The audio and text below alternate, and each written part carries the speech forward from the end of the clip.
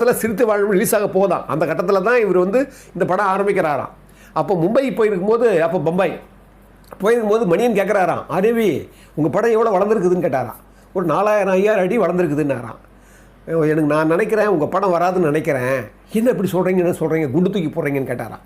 அதுக்கு அவர் சொன்னாராம், இல்லை நீங்கள் வந்து கண்டினியூஸாக உங்கள் லதா நடிச்சிட்டு இருக்கிறாங்க, நீங்கள் லதாவை விட்டுட்டு நீங்கள் யாரோ ஒரு இந்தி நடிகை பண்ணியிருக்கீங்க, அதனால் லதா கோபமாக இருக்கிறாங்க, அதனால் வந்து சொல்லி நிறுத்த பார்க்குறாங்கன்னு சொன்ன உடனே அவர் சொல்கிறாரு, இல்லை என் படம் கண்டிப்பாக வரும். அப்போ அவன் கேட்குறாங்க, ஏன் நீங்கள் வந்து ஹீரோயினி லதாவை புறக்கணிக்கன்னு சொன்ன உடனே இல்லை சினிமாவில் நடிப்பு மட்டுமே கான்சன்ட்ரேஷன் பண்ணுறவங்களும் ஒரு புதுமுகமாக வேணும்னு நான் ஆசைப்பட்றேன், அந்த மாதிரி கதைன்னு சொல்லி அவர் சொன்னாராம். பார்த்தீங்கன்னா அதுக்கப்புறம் பல தடங்கள்லாம் மீறி அந்த படம் பாருங்கள், எக்ஸ்ட்ராடனரியாக படம் வந்து மேக் பண்ணியிருப்பாங்க. அந்த படம் பார்த்தீங்கன்னா என்ன பாட்டுங்க சொன்ன பாருங்கள். அவர் வந்து அப்போ அந்த சமயத்தில் மலையாளி எம்ஜிஆர்னு சொன்னதால் அதுக்காகவே தென்னக மாமி இன்ப திருநாட்டில் அந்த ஒரு தொகையராக வச்சுக்கிட்டு